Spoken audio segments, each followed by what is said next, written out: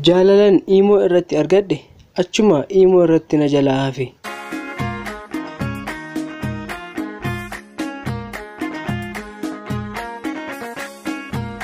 Ani dhugaan si jaalladhe ati garuu maaliin na sobde?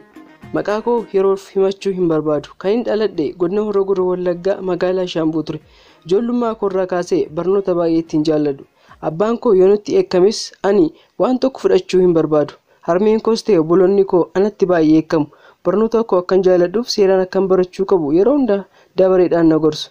Ani garuu gurra ittiin isaa hin dhaga'u hin qabuun ture. Barnoonni anaaf kan warra hojii hin qabneeti jedheen bakka hin laadhuufi. Lafumaa ka'een miti kanan barnoota hin jaallanne. Sababa naaf hin galleefidha. Barsiisaan akka fedhetti yoo barsiises mana kitaabaa yoo dhaqee dubbises sammuu koo keessa hin taa'u. Kanaafan barumsa hin jaalladhu. Akkuman ta'u ta'een osoon barnoota koo seeraan hin qayyabatiin yeroo qormaataatti qormaataa ta'een namatti hirkadheen kutaa 10ffaa xumure. Sana booda yeroo sanatti qabxiin darbiinsaa waanan dhabeef Saawudi Arabiyaa deemuun fedha koo ta'e. Maatiin koos osoo na jala hin deebiin fedha koo kana naa guutan. Anis guyyaan deemsa koo gahee nan deeme. Rabbiin haa galatuutii iddoo gaariis galeen haaluma namatti toluun waggaa tokko keessatti jijjiirama guddaan fide. Dhugaa dubbachuuf dur ani dhiiraaf ilaalcha gaariyyuu hin qabu jaallachuu haa turu. Garuu jaalladheen argame. Mucaa baay'ee bareedu tokko faana karaa Imo wal barre. Yeroo jalqabaaf ittuman dabbarama jedheen faana haasa'u jalqabe. Maaliif yoo naan jettan ani namaaf iddoo hin qabun ture. Mucaan karaa Imo faana haasa'u jalqabe kun yaada koo jijjiiruu danda'eera. Maqaan mucaa kanaa Naaboonii Abarraa yommuu ta'u haalli inni ittiin teekstii naa barreessu baay'ee nama hawwata. Kan yaada koo jijjiire illee teekstii isaa kanadha.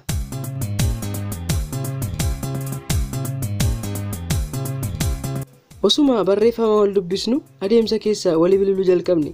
Hinna gorsisaa baay'eetti kan nama jijjiiruu danda'udha. Anis kanaafan gorsaatiin jijjiiramuu danda'e. Naabootiin amanuun barbaade. Yeroo koo irra caalaatti isaaf laadheen bilbilaan waan hedduu taphanna. Maatii koofillee bilbiluu dhaabeen isaaf qofaaf bilbiluun jalqabe. Dubarra dhugaa isa jaallachuu koo naaf gale. Isa obsuun dadhabe. Naaboon waan ittiin namatu yoo qabaate malee ani isa hin amanne akkamittiin akka laphee koo keessa gale. Inni yoo nafaan haasa'u nama karoora qabuu fi wanta soba hin jaallanne fakkaata. Akka isa amanee hin jaalladhu kan na godhes wanta kana ture. Osuma naa bilbiluu anis osuman bilbiluu fi inni isin jaalladhe naan jedhee gaaffii naaf dhiyeesse. Anis waan tokko osoo hin shakkiin tole jedheen faana ta'e. Jaalalumaan osoo wal faana jirru qarshii osoon inni nan gaafatiin erguuf hin jalqabe. Kan koodha jedheen. Hamman argadhu keessaa muraasa qofaa maatii koof erguun amaleeffannoo naa ta'e. Egaan ani dhimma qarshii hin qabu. Dhimma jaalala koo malee turtii waggaa 2 booda gara biyyaatti nan deebi'e.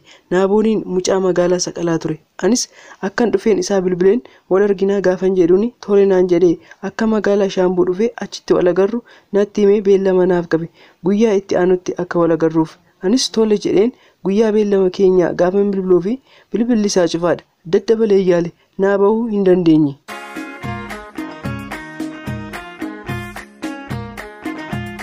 Guyyicha eegaa ooleen innis naaf hin bilbille baay'een yaadde. Bilbilli isaa cufaa ta'uun isaa immoo yaaddoo addaa natti naqe. Guyyaa sana dabarseen gara Saqalaa deemuufan ganamaan ka'ee konkolaataa achi deemu qabadheen deeme.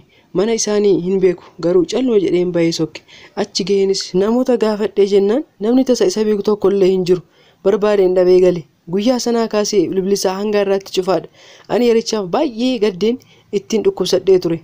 Jaalalan Imo irratti argadhe achuma Imo irratti na jalaafi. Ani dhugaa na jaallata jedheen ture. Garuu inni qarshii qofaaf ture. Gaafan dhufu kan inni na jalaa badee hafe. Anaan kan qarshii isaa na hin gaddisiisu kanan jaalala isaa dhabe malee. Wanta kanarraa waa hubadheera. Kana booda eenyuun illee hin amanu. Dubartoota akka koof gorsa ani qabu yoo jiraate jaalala Imo Feesbuukii of eeggadhaa. Hunduu faayidaaf jechoota addaa fayyadamaa. Akka hin goyyomneen dhaamsa kooti. Dhaggeeffachuu keessaniif guddaa galatooma.